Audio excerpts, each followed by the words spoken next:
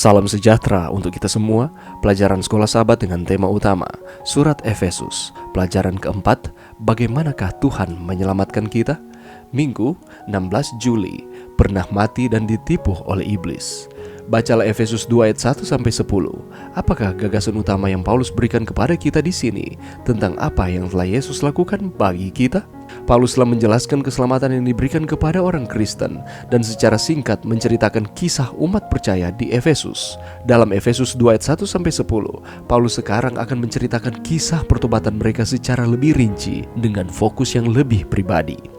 Ia membandingkan keberadaan mereka yang berdosa di masa lalu dengan berkat keselamatan Allah yang ia gambarkan sebagai keikutsertaan dalam kebangkitan, kenaikan dan peninggian Kristus, dan ia memuliakan dasar keselamatan itu dalam kasih karunia dan karya kreatif Allah. Ketiga bagian dari pasal ini diringkas dengan rapi dalam ungkapan dari Efesus 2 ayat 5. Yang pertama, kita telah mati oleh kesalahan-kesalahan kita. Yang kedua, Allah menghidupkan kita bersama-sama dengan Kristus. Dan yang ketiga, oleh kasih karunia kamu diselamatkan. Dalam Efesus 2 ayat 1 dan 2, Paulus menggarisbawahi kenyataan menyedihkan dari keberadaan pembacanya sebelum pertobatan dengan mencatat bahwa mereka telah mati secara rohani, melakukan pelanggaran dan dosa sebagai pola hidup mereka yang biasa dan didominasi oleh iblis. Karena Paulus menulis kepada orang-orang yang hidup, ia menyebut mereka pernah mati dalam pengertian metaforis atau kiasan.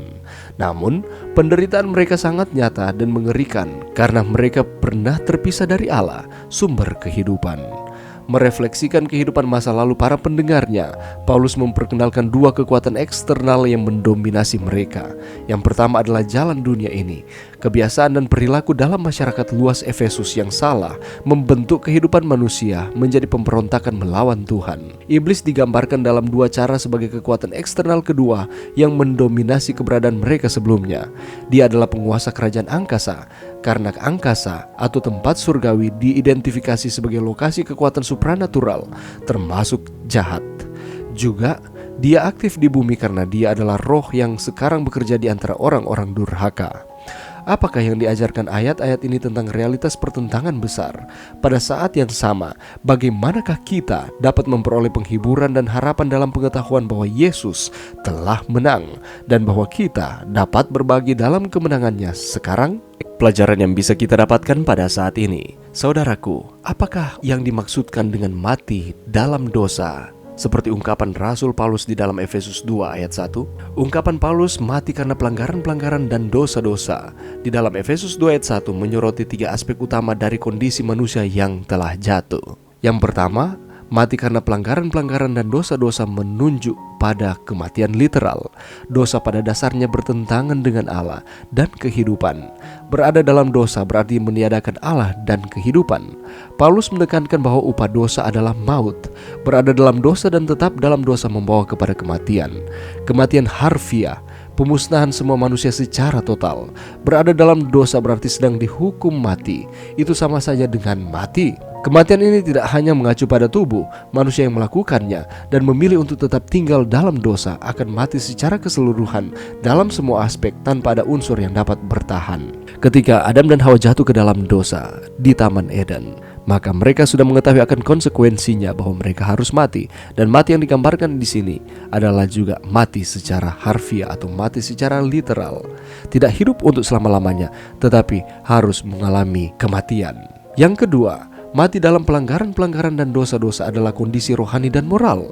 Menjadi mati karena pelanggaran-pelanggaran dan dosa-dosa berarti mati bagi Allah. Bagi manusia, mati dalam pelanggaran-pelanggaran dan dosa-dosa tidak berarti mereka tidak dapat merasakan kasih, keadilan atau panggilan Allah, atau bahwa mereka tidak dapat mengenali keadaan moral mereka sendiri. Tetapi manusia dapat dan memang memahami wahyu dan panggilan Allah, dan untuk alasan ini mereka tanpa alasan.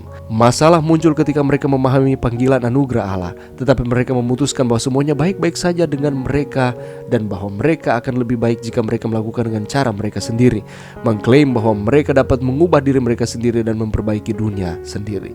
Dan pada akhirnya ketika hanya mengandalkan akan pemikiran-pemikiran sendiri terlepas dari Allah, pada akhirnya kita akan terjebak dalam kondisi kita mati secara rohani ataupun secara moral, karena kita terlepas dari tuntunan Allah dan hanya mengandalkan akan pikiran-pikiran kita sendiri untuk menentukan mana yang benar, mana yang salah.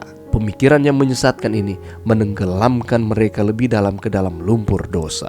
Jangan hanya mengandalkan akan pemikiran sendiri, terlepas dari firman ataupun petunjuk-petunjuk yang Allah berikan di dalam firman-Nya. Karena pada akhirnya kita akan terjebak di dalam keadaan mati secara rohani dan moral.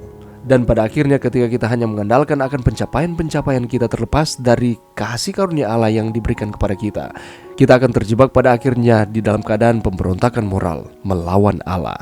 Dan yang ketiga adalah mati karena pelanggaran dan dosa. Itu berarti bahwa kita sama sekali tidak mampu mengatasi tarikan atau godaan dari dosa ini. Ketidakmampuan ini terjadi karena dosa telah menjadi kuasa pengendali yang meresap di dalam kehidupan kita, dan menjadi hukum yang lain yang berperang di dalam dan melawan akan kehidupan kita. Sifat alami kita terpengaruh, sakit dengan cara yang tidak dapat diperbaiki, sampai menjadi tubuh maut. Oleh karena itu, mari kita terus setia kepada Tuhan di dalam kehidupan kita, karena kita pernah mati dan ditipu oleh iblis. Tetapi kasih karunia yang Allah telah berikan kepada kita cukup bagi kita untuk kita keluar dari tipu daya iblis, dan kita hidup di dalam Kristus. Mari kita terus setia kepada Tuhan di dalam setiap kehidupan saudara dan saya, karena Yesus telah melakukan segala sesuatu di dalam kehidupan kita, supaya kita yang tadinya dari kematian, saat ini kita hidup di dalam Kristus. Mari berdoa. Terima kasih Tuhan atas firman-Mu pada saat ini. Bantu kami Tuhan untuk kami terus setia kepada Tuhan. Kami pernah mati di dalam dosa, tetapi Allah menyediakan solusi bagi kami untuk kami hidup di dalam Kristus. Ini doa kami Tuhan di dalam nama Yesus. Amin.